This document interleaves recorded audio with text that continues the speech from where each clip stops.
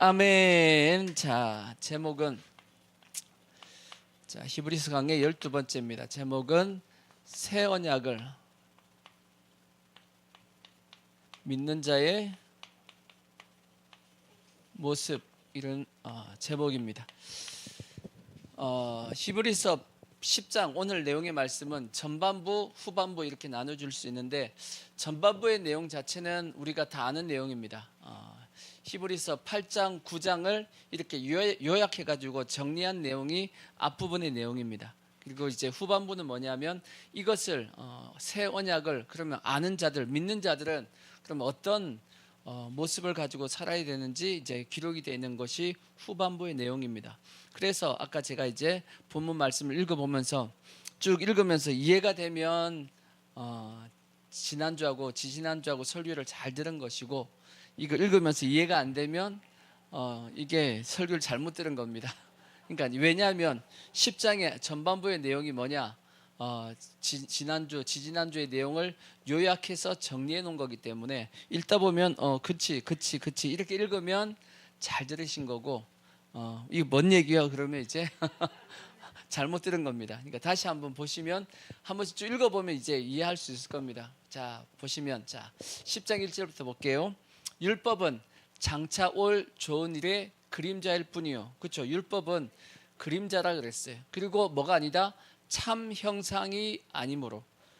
그럼 실체가 누구라는 거죠? 실체는 예수님이라는 거지. 예수님이 실체다. 그래서 참 형상이 아니므로 해마다 늘 드리는 같은 제사로 나오는 자들을 온전하게 할 수 있다 없다? 온전하게 할 수 없다라고 말씀했어요. 그렇지 아니하면 2절, 섬기는 자들이 단번에 정결하게 되어 다시 죄를 깨닫는 일이 없으리니 어찌 제사 드리는 일을 그치지 아니하였으리요. 뭔 뜻이냐? 완벽한 제사를, 온전한 제사를 드렸다라면 다시는 제사를 드릴 필요가 있어요, 없어요? 제사를 드릴 필요가 없을 텐데, 근데 계속 제사를 드려야 되는 것 보니까 완벽했다, 완벽하지 않았다, 완벽하지 않았다, 완전하지 않았다라고 이제 말씀하는 겁니다. 3절, 그러나 이 제사들에는, 이제 구약의 옛 언약의 제사들에는 해마다 뭐가 있냐? 죄를 기억하게 하는 것이 있나니 이는 황소와 염소의 피가 능히 죄를 없이 하지 못함이라. 그렇죠? 구약의 제사로는 능히 죄를 뭐 할 수 없다? 능히 죄를 없이 할 수 없다. 죄를 완전하게 깨끗하게 할 수가 없다라는 겁니다. 구약의 제사를 가지고는. 우리가 계속 말씀했던 내용입니다. 자, 그래서 5절의 말씀은 앞에 보면, 관주에 보면 이것은 누구의 시편의 말씀이냐? 다윗의 시편의 말씀. 시편 40편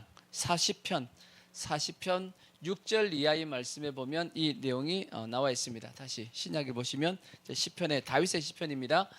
그러므로 주께서 세상에 임하실 때에 이르시되 하나님이 제사와 예물을 원하지 아니하시고, 이미 다윗이 말씀했어요. 하나님이 뭘 원하지 않는다? 제사와 예물을 원하지 않는다라고 말씀했다고. 오직 나를 위해서 뭘 예비하셨다? 한 몸을 예비하셨다. 이 한 몸이 누구겠어요? 예수 그리스도의 뭔 사건이죠? 십자가 사건이지. 예수 그리스도의 십자가의 죽음, 그 한 몸을 예비하셨다라고 말씀합니다. 번제와 속죄제는 뭐 하시고? 기뻐하지 아니하시나니 이에 내가 말하기를 하나님이여 보시옵소서, 두루마리 책에 나를 가르쳐 기록된 것과 같이 하나님의 뜻을 행하러 왔나이다 하셨느니라. 누가? 예수님이 이 땅 가운데 뭐 하러 오셨어요? 하나님의 뜻을 행하러 왔습니다. 뭐에 따라서? 구약의 율법의 말씀, 두루마리 책에 따라서 오셨다라는 거지. 위에 말씀하시기를, 앞의 내용처럼 주께서는 뭘, 제사와 예물과 번제와 속죄제는 원하지 아니하시고 기뻐하지도 아니하신다 하셨고, 이는 다 율법을 따라 드리는 것이라. 그 후에 말씀하시기를 보시옵소서, 내가 하나님의 뜻을 행하러 왔나이다 하셨으니, 그 첫째 것이 뭐죠? 옛 언약, 옛 율법을 뭐 하시면? 그걸 폐하시면 뭐 하기 위해서? 둘째 것이 뭐죠? 새 언약, 예수 그리스도의 복음을 세우려 하심이라, 그렇게 말씀했다고. 그냥 읽으니까 이해가 되죠? 이해가 되는 게 정상입니다. 이해 안 되면 안 돼. 이해가 되셔야 돼. 자, 그래서 이 뜻을 따라 예수 그리스도의 몸을 몇 번에? 단번에 들이심으로 십자가 사건을 통해서 이로 말미암아 우리가 뭘 얻었다? 거룩함을 얻어노라. 제사장마다 매일 서서 섬기며 자주 같은 제사를 드리되, 그렇죠? 구약의 제사는 매일 제사장들마다 매일 섬기며 제사를 드렸단 말이에요. 그렇지만 이 제사는 언제나 죄를 없게 하지 못하거니와 오직 그리스도는 죄를 위하여 한 영원한 제사를 드리시고 하나님 우편에 앉으사 그렇게 돼 있어요. 예수님은 우리의 죄를 위하여 무슨 제사? 영원한 제사를 드리셨다라는 거지. 그러니까 단번에 영원한 제사를 드리시고 어디에 올라가셨죠? 하나님 보좌 우편에 앉아 계십니다. 하나님 보좌 우편에 앉아 계시다. 뭔 뜻이라 그랬죠? 다 이루었다 그 뜻입니다. 다 이루고 올라가신 겁니다. 그리고 나서 예수님은 뭐 하고 계시냐? 그 후에 자기 원수들을 자기의 뭐가 되게 하기까지, 발등상이 되게 하실 때까지 뭐 한다? 기다리신다. 자기 원수들을 발등상이 되게 한다. 그게 뭔 뜻이죠? 발등상이 뭐예요? 발등상이 뭐죠? 여러분, 발등상은 뭐라고 딱 생각하면 되냐면, 옛날에 구두 딱 있죠. 구두 딱. 여러분 요즘은 모르겠지만 하여튼 구두 딱 그러면, 구두를 닦으려고 그러면 그 사람이 딱 앉아가지고 어디 올리죠? 발을 딱 올리죠. 발을 딱 올릴 때 어디 올려요? 나무 같은 데 딱 올리잖아. 그 나무가 발등상이야. 발을 올리는 상이라고. 그게 발등상이라고. 이해가 되시죠? 그러니까 예수님이 자기 원수들을 뭐 하게끔 할 때까지? 자기 발등상이 되게 하기까지. 그러니까 결국은 예수님의 발이 어디에 올라가 있는 거예요? 원수들을 머리 위에 올라가 있는 거야. 그러니까 그 얘기가 결국 뭐겠어요? 원수 마귀를 예수님께서 나중에 바른다라는 거지. 이해가 되시죠? 그러니까 완전히 원수들을 굴복시킬 때까지, 그때까지 뭐 하고 계신다? 기다리신다. 저 때가 언제예요? 예수님이 나중에 재림하실 그때입니다. 예수님이 재림하실 때까지 예수님이 어디 계신다? 하나님 보좌 우편에 계신다라고 이제 말씀하신 겁니다. 이해가 되죠? 자, 그래서 그가 거룩하게 된 자들 누구예요? 우리잖아. 우리들 성도들. 거룩하게 된 자들을 몇 번의 제사로? 한 번의 제사로 영원히 뭐 하게 하셨다? 온전하게 하셨다.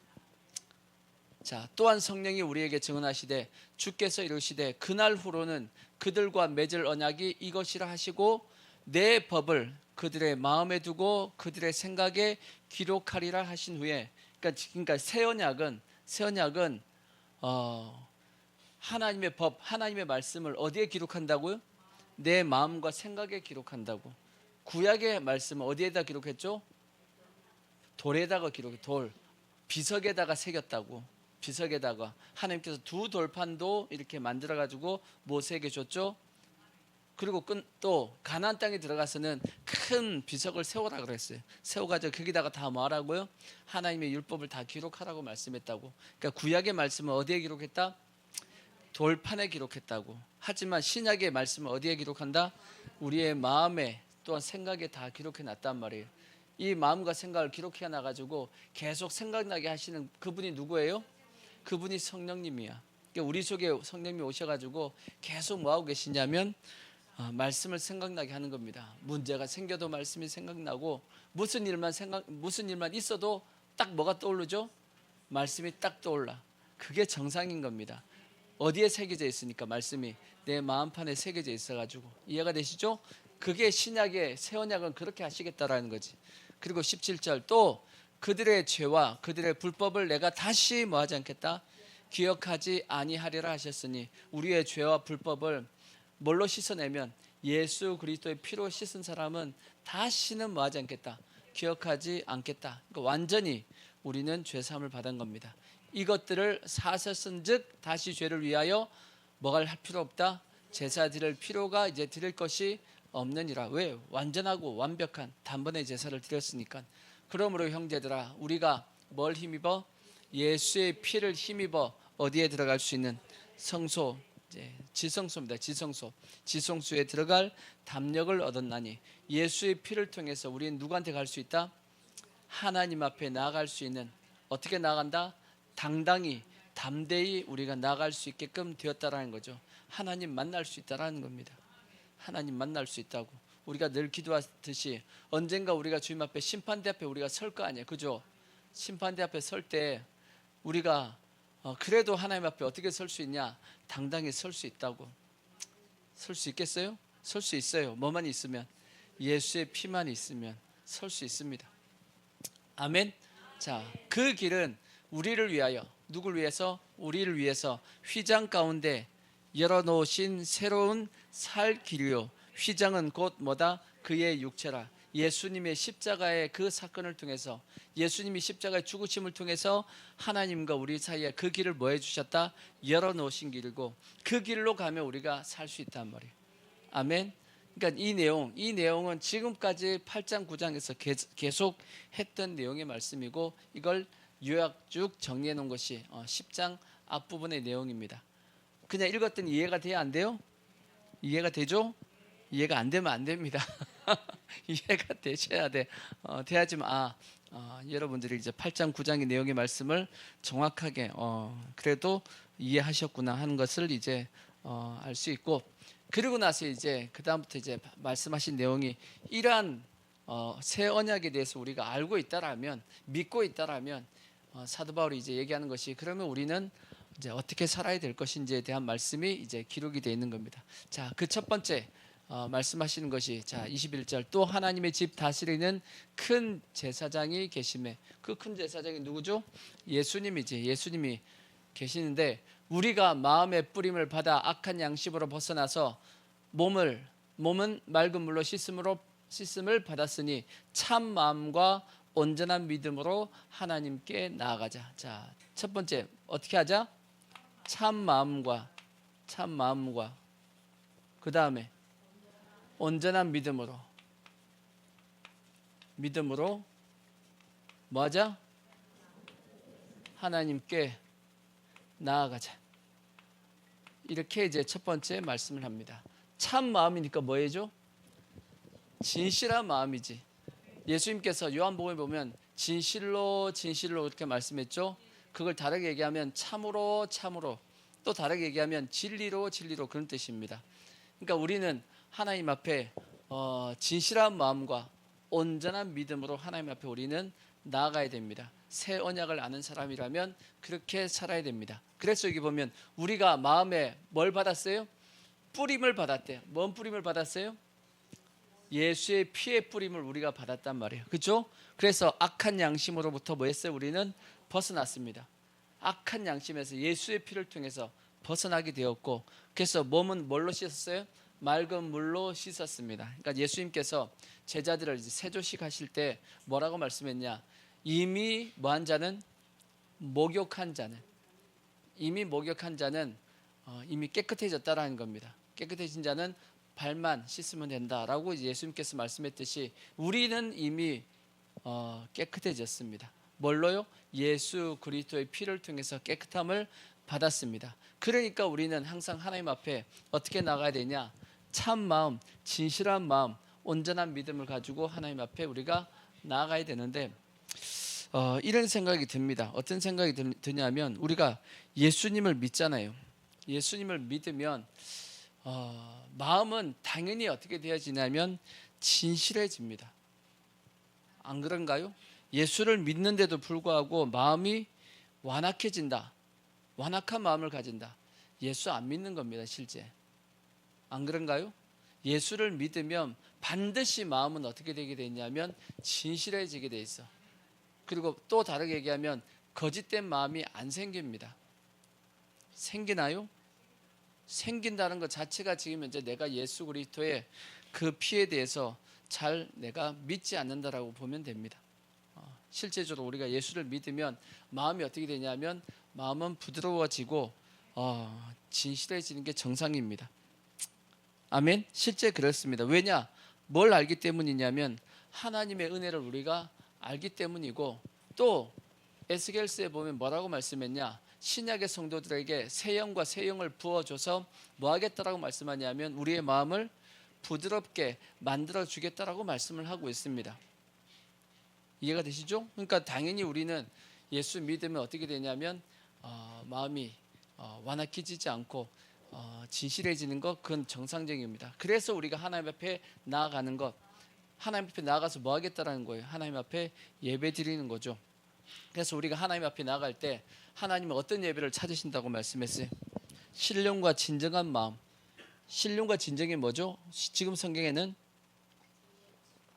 영과 진리로 그렇게 되어 있습니다.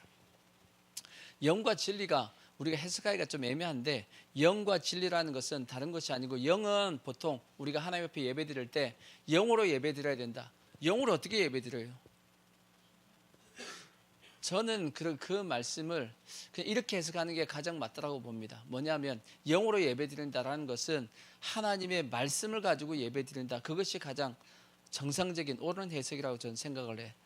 왜냐하면 하나님의 말씀이 곧 영이다라고 말씀했기, 하나님의 말씀이 영이기 때문에, 그러니까 하나님 앞에 예배 드리기 위해서는 뭐에서 벗어나면 안 되냐면 말씀에서 벗어나면 안 됩니다. 그 다음에 진리라는 것 자체가 참 진실이거든. 그러니까 우리가 하나님 앞에 예배 드릴 때는 말씀과 진실함을 가지고 주님 앞에 나아갈 때 하나님은 그러한 예배를 뭐 하신다? 찾으신다고 말씀한 거예요. 그래서 시편에도 51편에도 다윗의 시편에, 여러분 제가 자주 말씀드리듯이 예배 드릴 때 우리는 어떤 마음을 가지고 나가야 되냐면 중심에 진실함을 가지고 나가야 되는 거예요. 우리가 중심에 뭘요? 진실함을 가지고 하나님 앞에 나아가면 하나님은 반드시 뭐 하시냐면 그 예배를 받으십니다. 우리가 하나님 앞에 뭐만 없으면, 거짓된 마음만 없으면 하나님은 반드시 우리를 뭐 하시냐면 우리의 예배를 받으신단 말이에요. 왜 그렇게 설명을 할 수 있냐면, 이거는 하나님과 우리의 관계는 뭘 통해서 가장 우리가 잘 알 수 있냐면, 하나님과 우리의 관계는 부모와 자식 간의 관계에서 설명하면 제일 쉽게 설명할 수 있습니다. 뭘 통해서? 부모하고 자식이 부모한테 나올 때 진실하게 나오잖아요. 부모가 받아줘요, 안 받아줘요? 무조건 받아줍니다. 자식이 어떻게 나오면요, 부모의, 그러니까 하나님의 말씀과 진리라 그랬잖아. 하나님의 부모의 그 뜻 안에서, 말씀 안에서 진실한 마음을 가지고 자식이 나오면 그 부모가 누가 안 받아주겠어요? 안 그런가요? 무조건 다 받아주게 돼 있어요. 부모의 입장에서. 마찬가지로 우리도 하나님 앞에 나아갈 때 하나님의 말씀 안에서 우리가 진실한 마음을 가지면 하나님은 무조건 받아들이게 돼 있습니다. 그러니까 우리가 늘 하나님 앞에 그러한 모습으로 나아가자라는 거지. 근데 이것이 그냥 되어지냐? 그냥 되어지는 것이 아니고 예수 그리스도의 피에 대한 믿음이 정확하게 있으면 당연히 그렇게 되어지는 겁니다. 아멘. 당연히 그렇게 되어진다고. 자, 이제 그 다음에 또 이제 두 번째 말씀 23절에 보시면 두 번째 뭐라고 말씀하냐? 자, 또 약속하신 이는 뭐 하시니?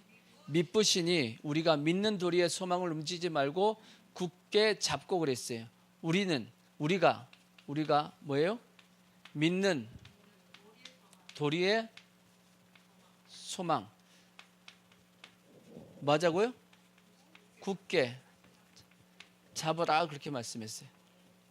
왜? 하나님은 뭐 하시니까? 믿으시다. 하나님이 믿으시다는 뜻이 뭐예요? 믿으시다? 이쁘다? 하나님 이쁘다 그 뜻인가요? 그 뜻이 아니고, 하나님이 믿으시다라는 것은 하나님은 충분히 믿을 만한 분이시다 그 뜻이에요. 하나님은 충분히 믿을 만한 분이다, 믿으시다 그 뜻인데, 하나님은 두 가지 못한다 그랬잖아. 뭘 못한다 그랬죠?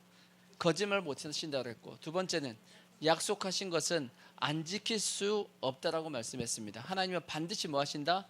약속을 지키신다라고 말씀을 하고 있어. 그러니까 하나님은 반드시 약속하시니 믿으시니까 지켜야 안 지켜요? 지키니까 우리는 뭐 하면 되죠? 그 약속을 확실하게 뭐 하면 되죠? 붙잡으면 됩니다. 그 약속이 뭐냐면 우리가 믿는 도리의 소망입니다. 우리가 뭘 믿냐? 하나님이 우리에게 약속하신 것을 우리가 믿고 있잖아. 그걸 우리는 뭐 해야 된다? 굳게 잡아야 됩니다. 굳게 잡으라고. 절대 우리는 뭐 하면 안 된다? 이거 놓치시면 안 됩니다.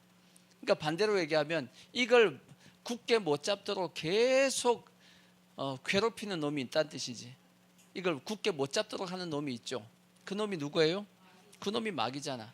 마귀가 우리가 이걸 굳게 못 잡도록 계속 우리의 마음을 뭐 하냐면 우리의 마음을 막 흔드는 겁니다. 그 흔들리면 우리가 같이 흔들려지면 돼야 안 돼요? 안 되죠. 마귀가 그러면 많이 흔드는 그 방법이 뭐냐? 마귀가 쓰는 방법 크게 두 가지입니다. 첫 번째가 두려움이에요. 두려움. 우리에게 마귀가 계속 뭘 주냐면 두려움을 줍니다. 그래서 그 두려움이 우리의 삶 가운데 뭘로 나타나냐면 염려와 걱정입니다. 끊임없이 우리에게는 뭐가 찾아오냐면 세상 염려와 걱정이 끊임없이 우리의 삶 가운데 들어옵니다. 여러분 지금도 염려 걱정이 있어요, 없어요? 있죠? 그걸 통해서 우리는 마음이 무너지고 마음이 약해지고 믿음이 약해지고 그렇게 되어지는 겁니다. 그러니까 우리는 그 염려 걱정을 뭐 해야 되냐? 뿌리치고 물리치고 뭐 하라고요? 믿는 도리의 소망을 굳게 잡아야 되는 겁니다. 염려 걱정 어떻게 하면 없앨 수 있죠? 예수님은 뭐라고 말씀하셨냐? 자, 이거는 마태복음 6장 25절을 보시면 마태복음 6장 25절을 보시면 그러므로 내가 너희에게 이르노니 목숨을 위하여 무엇을 먹을까 무엇을 마실까 몸을 위하여 무엇을 입을까 염려하지 말라. 목숨이 음식보다 중하지 아니하며 몸이 의복보다 중하지 아니하냐. 공중의 새를 보라. 심지도 않고 거두지도 않고 창고에 모아 들이지도 아니하되 너희 하늘 아버지께서 기르시나니 너희는 이것들보다 뭐하다? 귀하지 아니하냐. 너희 중에 누가 염려함으로 그 키를 한 자라도 더할 수 있겠느냐. 또 너희가 어찌 의복을 위하여 염려하느냐. 들의 백합화가 어떻게 자라는가 생각하여 보라. 수고도 아니하고 길쌈도 아니하느니라.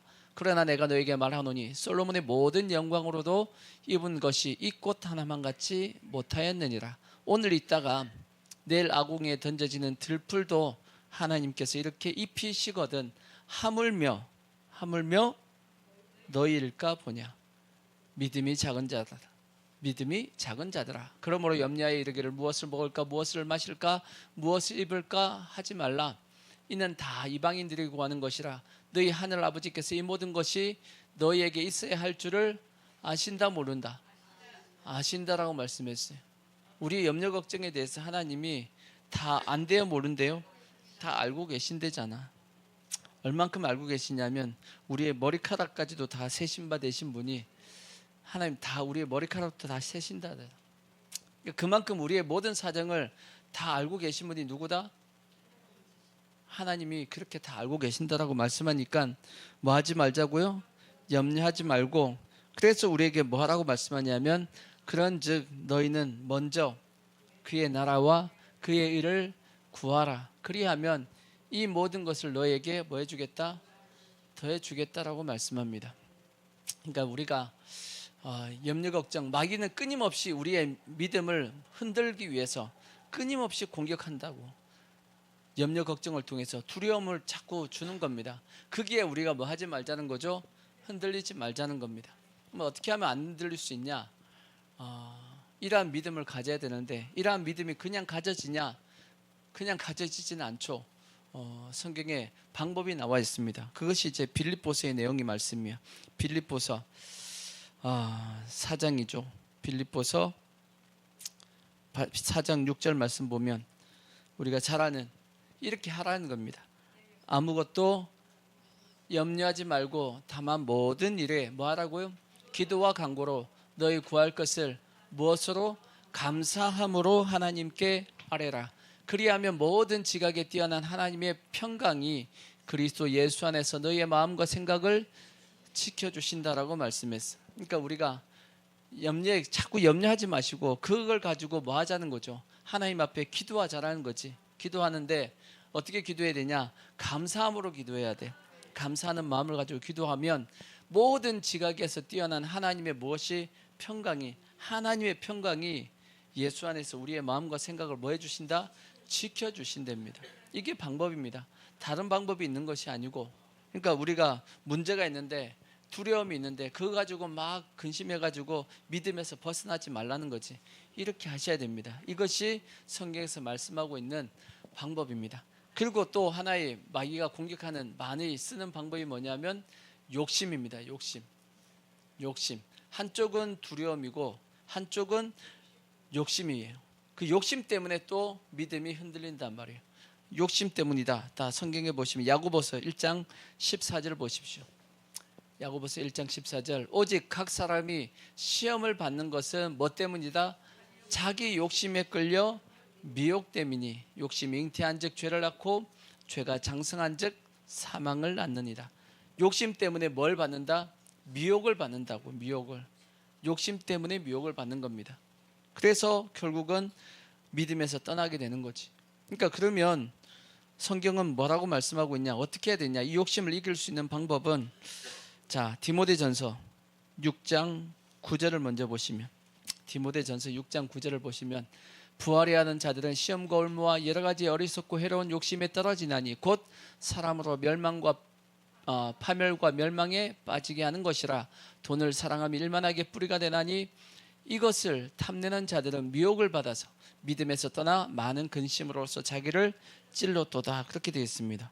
그러니까 부활이 하고 욕심 부리다 보니까 결국은 미혹을 받아가지고 결국은 자기 영혼을 무너뜨리는 겁니다. 그래서 그 앞에 말씀한 것이 뭐냐면 자족하라고 되어 있죠. 6절 말씀 보시면 6장 6절 그 앞에 디모데전서 6장 6절 보시면 그러나 자족하는 마음이 있으면 경건은 큰 이익이 되느니라. 우리가 세상에 아무것도 가지고 온 것이 없으되 또한 아무것도 가지고 가지 못하리니 우리가 먹을 것과 입을 것이 있은즉 족한 줄로 알 것이라.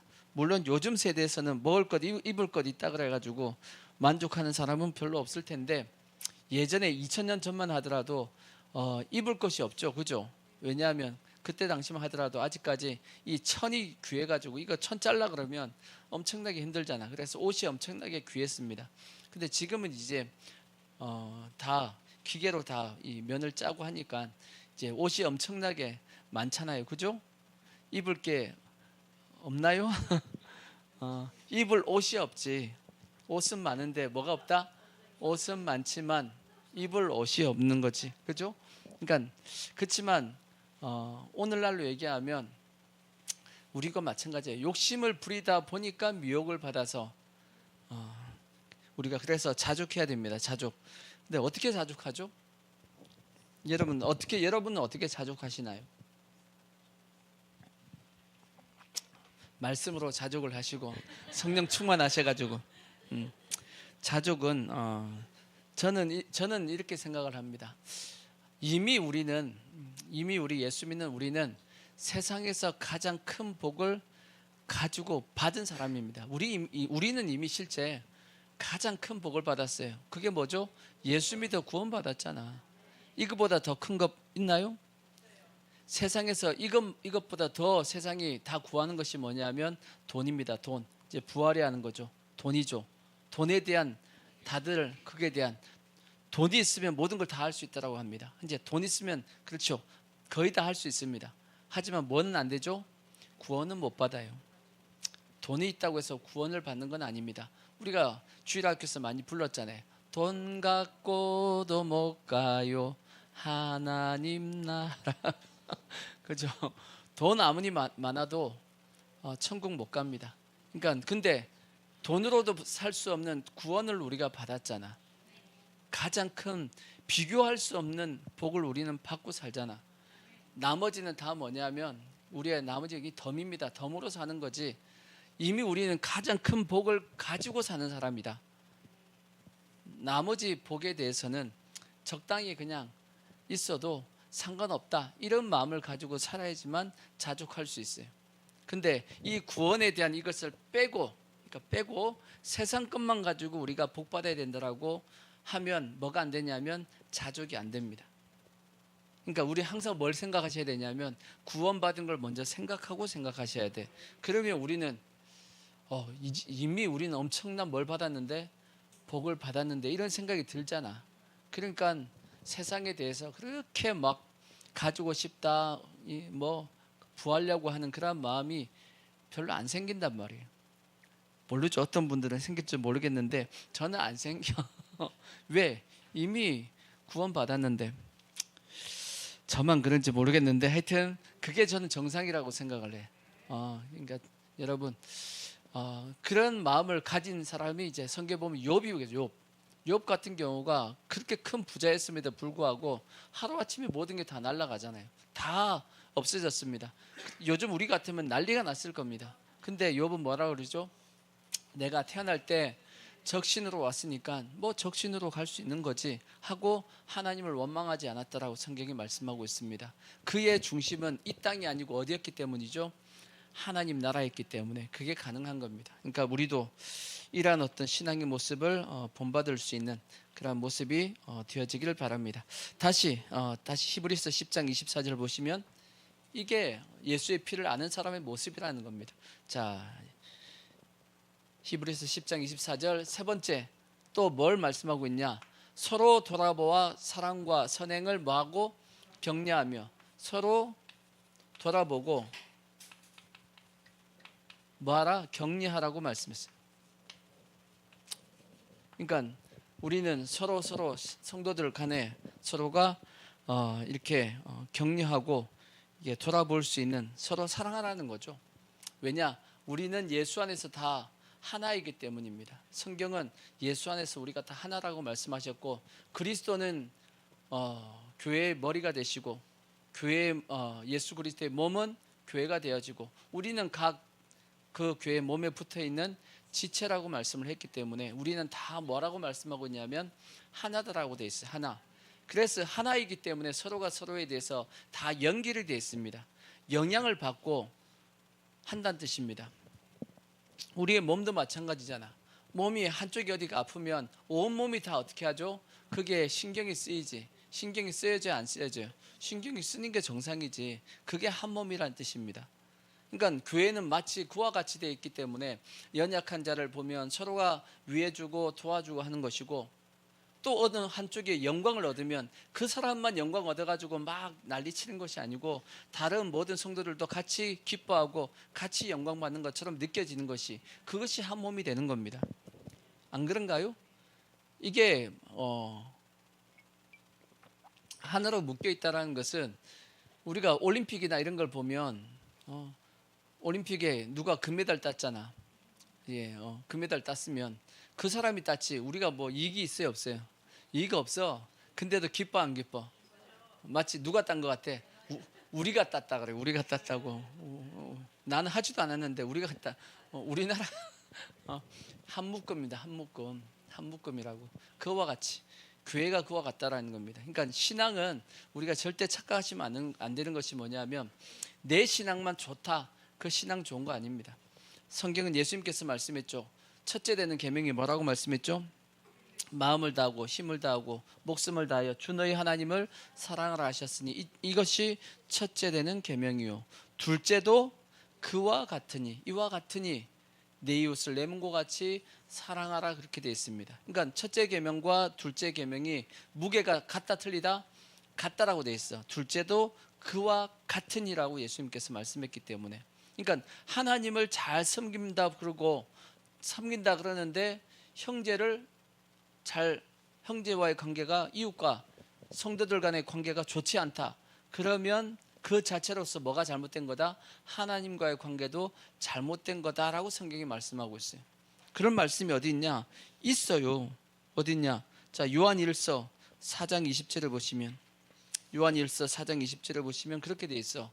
누구든지 하나님을 뭐하고 사랑하노라 하고 그 형제를 뭐하면 미워하면 이는 뭐하는 사람이다? 거짓말하는 사람이다라고.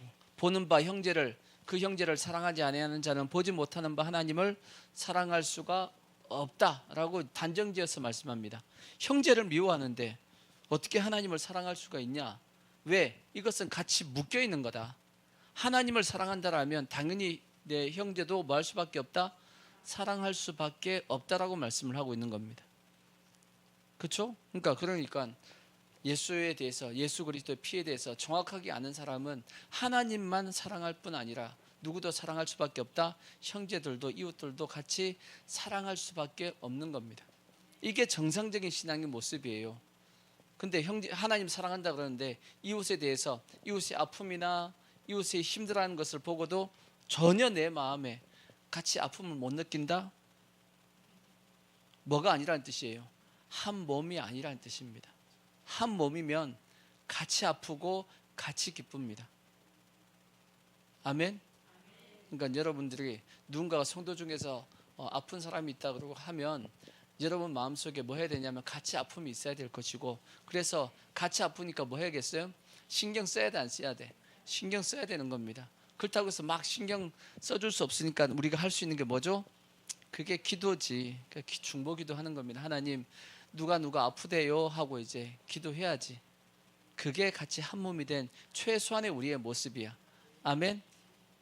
그렇게 하고 계시죠? 하고 계실 줄로 믿습니다. 하고 계실 줄로 믿어. 자, 그 다음 말씀 다시 히브리서 10장 25절에 보시면, 25절 보면 그 다음에 네 번째 뭐하라고 돼 있죠? 모이기를 피하는 어떤 사람들의 습관과 같이 하지 말고 오직 권하여 그날이 가까움을 볼수록 더욱 그리하자. 뭐 하자는 거죠? 모이기를 힘쓰자. 예수를 아는 사람들은 뭐 한다? 모이기를 힘쓴다라는 거예요. 그러니까 자주 모여야 된다라는 겁니다.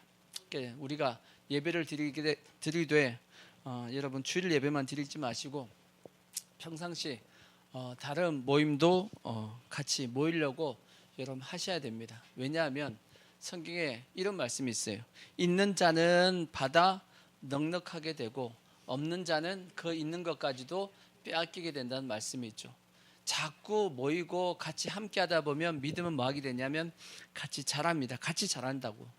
근데 자꾸 모이기를 피하고 같이 하지 않으면 그 있던 믿음도 점점 뭐 해지냐면 약해집니다.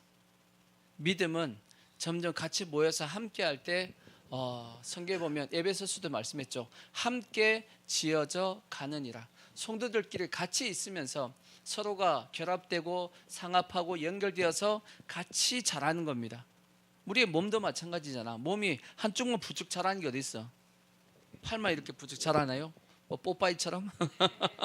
그런 거 아니잖아. 우리 몸 전체가 골고루 자라가듯이 같이 연결되어 있으면서 같이 자라가는 게 그게 정상적인 모습이에요. 그러다 보니까 자꾸 뭐 해야 되냐면 모이려고 같이 하셔야 됩니다. 함께 하려고. 근데 시대적으로 보면 이 마지막 때가 되었기 때문에 모이기를 자꾸 많이 하면 피하는 분위기가 되었다고. 한국교회도 마찬가지죠. 지금 모임이 점점 늘어나고 있어요? 줄어들고 있어요? 모임이 점점 줄고 있고 예배도 점점 줄고 있고 다 지금 줄어들고 있습니다.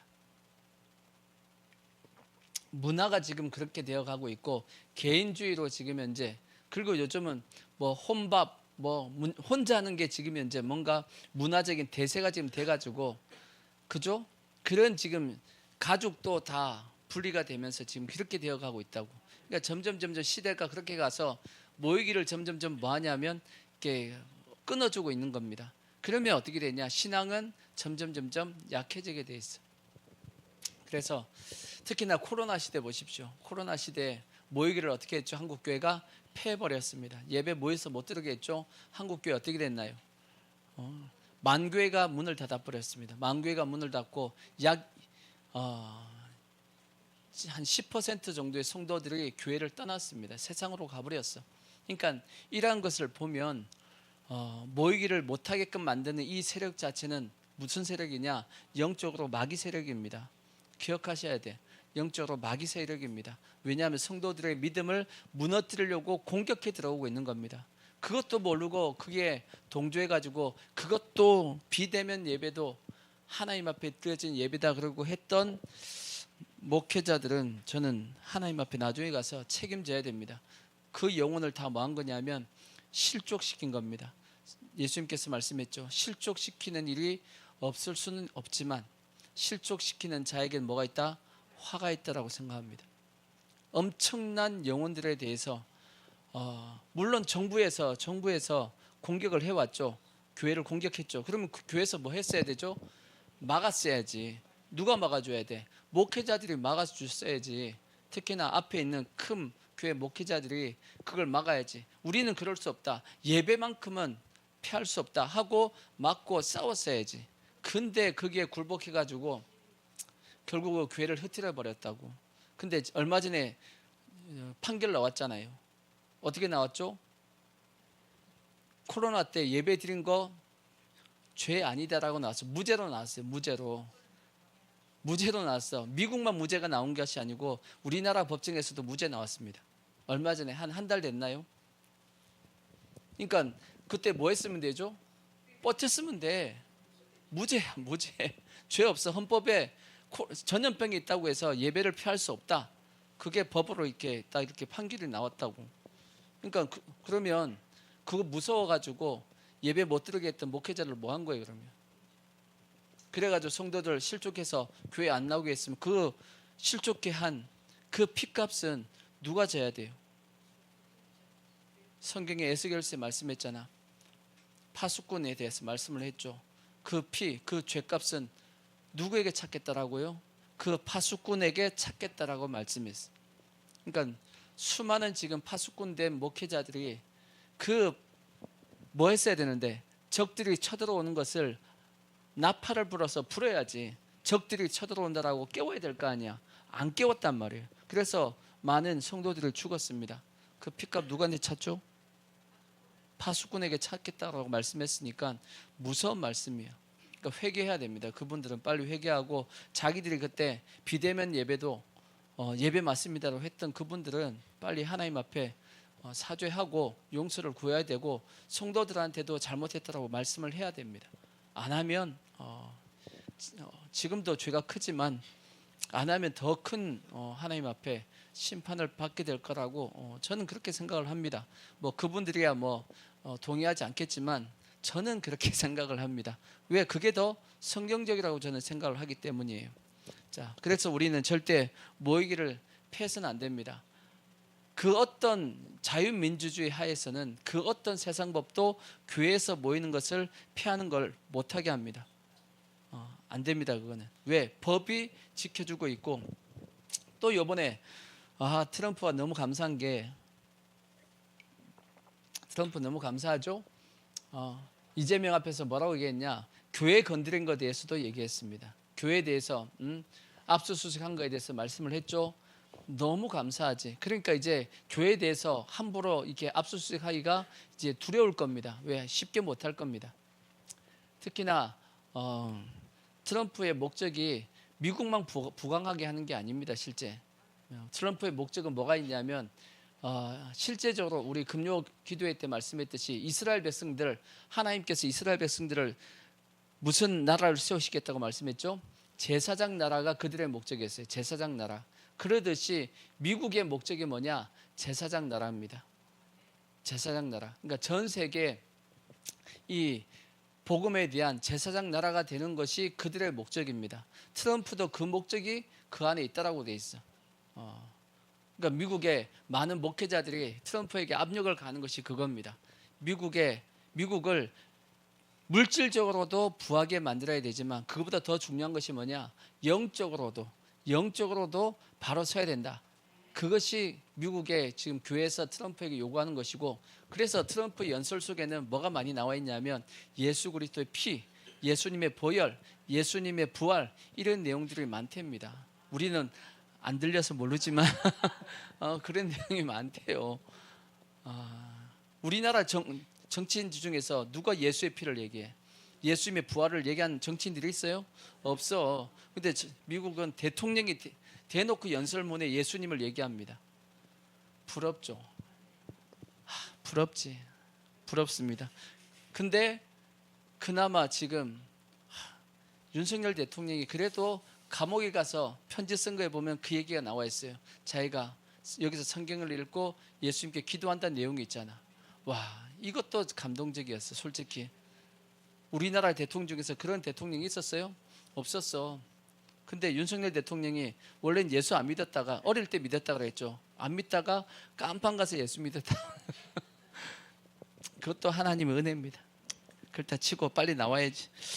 하여튼 자, 빨리 넘어가자고. 그다음 시간 다 돼가는데 빨리 넘어가야지. 자, 26절 보시면, 자, 26절부터 31절까지 내용 보시면, 우리가 진리를 아는 지식을 받은 후, 우린 진리를 아는 지식을 받았죠? 받은 후 짐짓 죄를 범한 즉 다시 뭐가 없고 속죄하는 제사가 없고. 이건 뭐냐? 히브리서 6장의 내용이 말씀이에요. 히브리서 6장. 자, 이것도 보자. 6장 4절에 보시면, 히브리서 6장 4절에 보면 요 내용, 요 죄입니다. 한번 빛을 받고 하늘의 은사를 맛보고 성령의 참여한 바 되고 하나님의 선한 말씀과 내세의 능력을 맛보고도 타락한 자들은 다시 뭐가 안 된다? 새롭게 하여 회개하게 할 수 없나니 이는 그들이 하나님의 아들을 다시 십자가에 못 박아 드러내놓고 뭐 했다? 욕되게 했다. 요 말씀이에요. 다시 10장 26절을 보시면 10장 26절 히브리서 10장 26절 보시면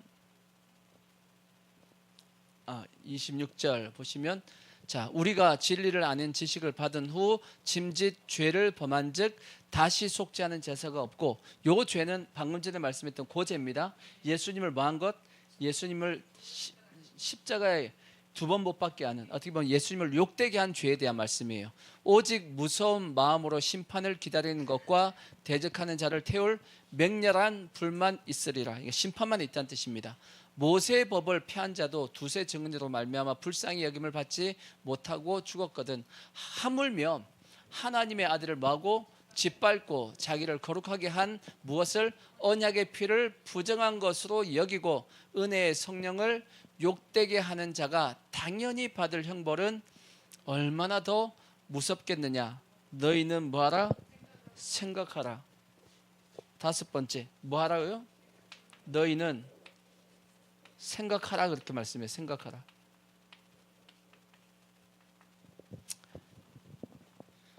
그래서 원수 갚는 것이 내게 있으니 내가 갚으리라고 하시고 또 다시 주께서 그의 백성을 심판하리라 말씀하신 것을 우리가 아노니 살아계신 하나님의 손에 빠져 들어가는 것이 무서울진저라고 말씀했습니다. 그러니까 물론 우리는 저주에 속하지 않습니다. 죄도 두 가지가 있어요. 죄가 두 가지가 있습니다. 어떤 죄가 있냐?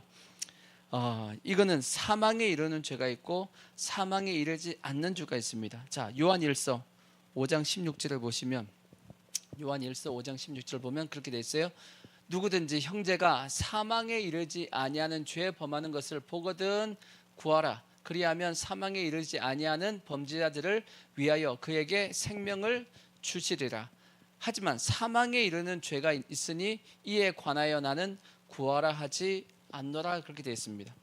죄가 두 가지라고요. 사망에 이르는 죄, 이거는 회개가 안 되는 죄가 있어요. 어떤 죄는 사망에는 이르지 않습니다. 실제 우리가 범하는 죄는 전부 다 뭐 하는 거냐면 사망에 이르지 않는 죄입니다. 그러니까 우리는 구원하고는 상관이 없어요. 여러분이 죄 지어도 그냥 뭐 하면 되냐? 예수의 피를 믿고 주의 용서를 구하면 회개하면 다 용서됩니다. 근데 사망에 이르는 죄가 있습니다. 근데 저 죄는 실제 예수님께서 말씀했듯이 성령 회방죄입니다. 성령 회방죄이기 때문에 우리하고는 상관이 없어. 우리하고는 상관이 없고 단지 우리는 죄를 범하면 내 안에 계신 성령님이 뭐 하시냐면 근심하신다고 돼 있어. 뭐 한다고요? 근심하신다라고. 그러니까 우리는 성령님이 근심하지 않도록 그렇게 해야 됩니다. 하지만 그래서 뭐에 대해서 우리가 생각해야 되냐? 우리 죄에 대해서는 항상 생각하고 예수 그리스도의 피에 대해서도 늘 우리가 되새기며 생각하는 그러한 모습을 가지셔야 됩니다. 아멘. 그 다음에 자 32절부터 보시면 다시 전날에 너희가 빛을 받은 후에 고난의 큰 싸움을 견뎌낸 것을 뭐하라? 생각하라. 혹 비방과 혼란으로서 사람에게 구깃거리가 되고 혹은 이런 형편에 있는 자들과 사귀는 자가 되었으니 너희가 갇힌 것을 동정하고 너희의 소유를 빼앗긴 것과 기쁘게 당한 것을 더 낫고 영광 소유가 있는 줄 암이라. 그러므로 너희 무엇을 버리지 말라? 여섯 번째 담대함을 뭐 하지 말라? 버리지 말라. 쭉 설명했는데 뭔 설명을 했냐? 다시 그 앞에 32절에 보면 이런 내용이 말씀이 있어요. 전날에 너희가 빛을 받은 후에 고난의 큰 싸움을 뭐한 것을 견디어낸 것을 생각하라 그랬어요. 예수 믿으면 반드시 뭘 받냐? 고난 받습니다. 이거는 어쩔 수 없어.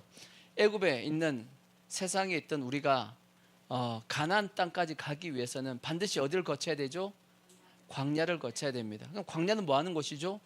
하나님 앞에 시험과 연단을 받는 과정입니다. 그걸 통해서 가나안 땅에 들어갑니다. 왜? 시험과 연단을 통해서 우리는 가나안 땅에 들어갈 수 있는 모습으로 변해져 가는 겁니다. 바뀌어져 가는 거지. 만약 시험과 연단이 없다라면 애굽에서 바로 가나안으로 들어가야 되는데, 그러면 이 사람은 애굽에 있던 사람이 가나안에 바로 들어가려 그러면 이게 불가능한 것이 가나안에 맞는 삶이 아니란 말이에요. 애굽에 있을 때는 세상 사람이잖아. 세상 사람이 가나안 땅의 삶을 살아갈 수 있어요? 못 삽니다. 그러면 못 산다고. 바로 그냥 가나안 땅에 들어가자마자 뭐 하게 되냐? 우상 숭배 바로 해버립니다. 그러니까 뭘 거쳐야 되죠? 광야를 거쳐야 돼. 광야를 통해서 가나안 땅에 합당한 사람으로서 바뀌어져 가야 되는 겁니다. 그게 연단이야, 시험이야. 이해가 되시죠? 그래서 신명기 8장에 말씀했잖아요. 신명기 8장 2절을 보시면, 신명기 8장 2절을 하나님께서 이 광야를 거치게 했던 이유를 말씀해줘. 2절 말씀. 자, 내 하나님 여호와께서, 자, 2절. 내 하나님 여호와께서 이 40년 동안에 내게 광야의 길을 걷게 하신 것을 기억하라. 이는 너를 낮추시며 너를 시험하사 내 마음이 어떠한지 그 명령을 지키는지 지키지 않는지 알려 하심이라. 너를 낮추시며 너를 줄이게 하시며 또 너도 알지 못하며 내 조상들도 알지 못하던 만나를 네게 먹이신 것은 사람이 떡으로만 사는 것이 아니요 여호와 입에서 나오는 모든 말씀으로 사는 줄을 내게 알게 하려 하심이다. 그렇게 말씀했습니다. 반드시 우리는 모든 건 다 뭘 통해서? 광야를 통해서 얻게 됩니다. 여러분 기도해 보십시오. 하나님 물질 주옵소서 하고 기도해 보세요. 그러면 하나님께서 도깨비 방망이를 그냥 딱 돈 나와라 뚝딱 했더니 돈이 확 나오는, 절대 그런 적이 없습니다. 하나님은 절대 도깨비 방망이처럼 안 하십니다. 물질 달라 그러면 어떻게 하시죠? 우리가 물질을 담을 수 있는 그릇을 먼저 만드십니다.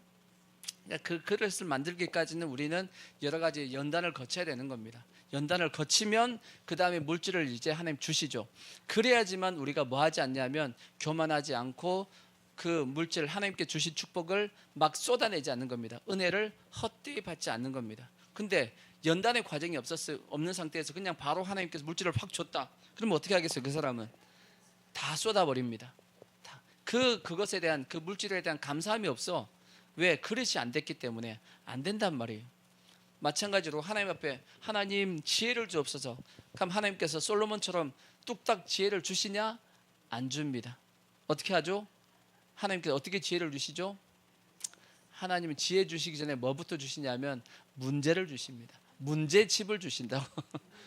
문제집을 그다음부터 우리가 뭐 해야 되냐? 풀어야 됩니다. 푸는 걸 통해서 뭘 주시냐면 지혜가 쌓이는 겁니다. 그러니까 문제 가운데 우리가 하나님 앞에 기도하고 하나님의 말씀을 그러면서 이제 깨닫는 겁니다. 깨닫고 보니까 그 문제 중에 우리가 뭘 얻게 되냐면 지혜를 얻는 겁니다. 이런 과정이 하나님께서 우리에게 주시는 모습이에요. 그러다 보니까 아까 다시 히브리서 10장 32절을 보시면, 여기 보면 히브리서 신약의 10장 32절, 전날에 너희가 빛을 받은 후에, 너희가 예수 믿은 후에, 그 뜻입니다. 고난의 큰 싸움을 견디어낸 것을 생각하라. 우리가 예수 믿으면 반드시 뭐가 있냐? 반드시 간증이 생깁니다.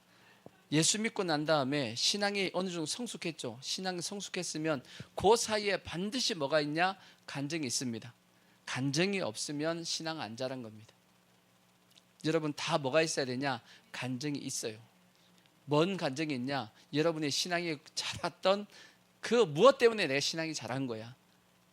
그 간증이 다 있습니다. 없지 않습니다. 왜? 하나님이 다 있게끔 만들어. 내가 그것 때문에 내가 신앙이 자랄지 그렇게 얻어 터져가지고 이렇게 다 있다고. 그러니까 사도 바울도 그걸 뭐 하라고요? 생각하라, 그렇게 말씀하는 겁니다. 혹 비방도 받고 환난으로서 사람에게 뭐도 받고 구경거리도 되고, 혹은 이런 형편에 있는 자들과 사귀는 자들도 되고, 너희가 갇힌 자를 동정하고 너희의 소유도 뭐하고 빼앗기는 것도 기쁘게 당한 것은 더 낫고 영구한 소유가 있는 줄을 알미라. 그래서 우리가 담대할 수 있는 것은 뭐냐? 예방주사를 맞았기 때문이에요. 왜? 예전에 그런 경험이 있거든. 이 어려움 가운데서도 우리가 말씀을 쫓아갔더니 이것을 이겨낸 경험이 있어요, 없어요? 있잖아. 이 경험이 있으니까 우리는 뭐 할 수 있냐면 그러한 문제가 또 찾아온다 할지라도 담대할 수 있는 겁니다. 내가 예전에도 이렇게 이겨나갔는데 이번에도 이렇게 뭐 할 수 있다? 이겨낼 수 있다 하고 담대한 마음이 생기는 겁니다. 특히나 여기 말씀한 것처럼 뭘 우리 또 소망하고 있기 때문에 더 낫고 영구한 저 천국이 있기 때문에 우리는 충분히 뭐 할 수 있냐면 담대함을 가지고 이겨나갈 수 있는 겁니다. 아멘. 그래서 우리는 뭘 버리지 말자고요?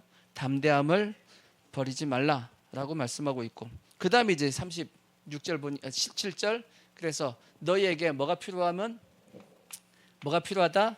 인내가 필요하다. 우리에게 인내가 필요하다. 인내가 필요하다니까 결국 뭔 뜻이겠어요? 하나님의 약속, 하나님의 어떤 은혜, 그런 것은 단번에 이루어지는 것이 아니고 시간을 둔다라는 거지. 연단의 시간이 있다는 뜻입니다. 아브라함 몇 년 걸렸죠? 25년. 노아는 120년. 이스라엘 백성들은 광야 40년. 이렇듯이 뭐가 있다? 기간이 있습니다. 기간 동안. 그 기간 동안 우리가 뭐 해야 되냐면 인내하고 참아야 됩니다. 하지만 우리가 꼭 기억해야 될 것은 하나님의 약속은 반드시 이루어집니다. 37절, 잠시 잠깐 후면 누가 오신다? 오실 이가 오시리니 지체하지 않는다. 하나님께서 내가 생각하기에는 더딘 것 같은데 하나님의 생각에는 가장 맞는 시간에 오십니다. 하나님의 응답은 내 생각에는 우리가 기도하자마자 바로 뚝딱하고 왔으면 좋겠지. 그렇지 않나요? 우린 다 그렇게 기도하잖아. 그렇게 했으면 좋겠잖아. 그죠? 근데 그렇게 하면 우리가 신앙이 자라요, 안 자라요? 신앙이 안 자라. 안 자라기 때문에 하나님께서 우리가 기도는 하지만 바로 뚝딱 주시지 않고 하나님의 때가 있습니다. 하나님의 때. 그 때가 될 때까지는 우리가 뭐 해야 되냐면 인내하면서 하나님의 말씀을 붙잡고 기도하면서 나가야 됩니다. 근데 그때는 내가 정하는 것이 아니지만 하나님이 정하는 것인데, 그때 하나님께서 응답하시는 것이 가장 나에게 좋습니다. 그게 성경이 우리에게 말씀하고 있는 부분이고, 우리가 그걸 뭐 해야 되냐면 그걸 믿으셔야 돼. 그래서 우리가 지금 이제 기도하고 있는 것, 지금 당장에 응답이 안 된다 할지라도 여러분, 하나님이 다 뭐 하고 계시냐면 듣고 계세요. 근데 지금 그 응답 됐다가는 우리가 뭐 할 수 있냐면 교만할 수도 있고 그 은혜를 다 쏟아 부을 수도 있어. 아직까지 주님이 보시기에 우리 그릇이 안 됐어. 그릇에 여전히 구멍이 뻥뻥 뚫려 있고 하거든. 그러니까 하나님 입장에서도 주고 싶지만 뭐 할 수 없죠? 줄 수가 없어. 기도 지금은 좀 더 뭐 하라고요? 참고 인내해라 하고 지금 우리에게 하고 계신 겁니다. 그걸 뭐 하자고요? 믿으셔야 돼. 하나님은 좋으신 분입니다. 그죠? 우리를 위하시는 분이잖아. 우리에게 가장 좋은 방법으로 이끌어 주시는 거니까 내가 보기에는 이게 뭐가 좋냐라고 생각할지 몰라도 하나님이 보시기에는 그게 가장 좋은 거다라고 우리가 믿고 나아가셔야 됩니다. 아멘. 그래서 이제 결론적으로, 그래서 우리는 뭘로 사는 거냐? 결론적으로 그래서 우리는 뭘로 사는 거다? 오직 나의 의인은 뭘로 산다? 믿음으로 산다. 우리는 믿음으로 살아야 되는 거예요. 믿음으로. 아멘. 그래서 우리는 믿음으로 살기 때문에 뭐 하면 안 되냐면, 또한 뒤로 물러가면 내 마음이 그를 기뻐하지 아니하리라 하셨느니라. 그래서 우리는 믿음으로 살아서 앞으로 뭐만 해야 되냐면 전진만 해야 돼. 앞으로만 가야 됩니다. 마치 표대를 향해서. 아멘. 나아가야 됩니다. 절대 뒤로 뭐 하면 안 된다? 뒤로 물러가면 안 돼요. 우리는 뒤로 물러가 멸망할 자가 아니요, 예전에는 침륜에 빠질 자가 아니요 라고 되어 있는데 여기는 멸망할 자가 아니라 그랬습니다. 우리는 오직 구원을, 영혼을 구원함에 이르는 믿음을 가진 자다라고 말씀했듯이 전진만 해야 됩니다. 뒤로 물러간다는 게 뭐겠어요? 돌이킨다는 뜻입니다. 돌이킨다. 마치 갈라디아에서 있는 말씀처럼 성령으로 시작했다가 육체로 마시는 것. 새 언약의 그 은혜를 받았음에도 불구하고 다시 옛 언약으로 돌아가려고 하는 것, 율법을 통해서 구원받으려고 하는 것, 그것이 다시금 돌아가는 모습이에요. 그러면 된다 안 된다? 안 된다. 다시 예전의 모습으로 돌아가면 안 되고 우리는 끝까지 뭘로 살아야 된다? 오직 의인은 뭘로 사는 거다? 믿음으로 사는 거다. 아멘. 그래서 우리는 오직 믿음으로 사셔야 될 것이고, 절대 뭐 하면 안 되냐? 뒤로 물러서시면 안 됩니다. 영혼을 구원함에 이르는 믿음을 가진 자라고 말씀했듯이 우리가 구원받을 때까지 우리는 다짐하셔야 돼. 뭔 다짐을 하셔야 되냐면 절대 뭐 하지 않겠다? 뒤로 물러서지 않겠다. 나는 뭐만 하겠다? 앞으로 나아가기만 하겠다. 표대를 향해서 나아가기만 하겠다라고 우리가 다짐하고 우리가 믿음으로 살 수 있는 그런 모습이 되어지기를 부탁의 말씀을 드리겠습니다. 아멘. 자, 우리 찬양하겠습니다. 오직 의인은 믿음으로 살리라. 우리가 찬양하겠습니다.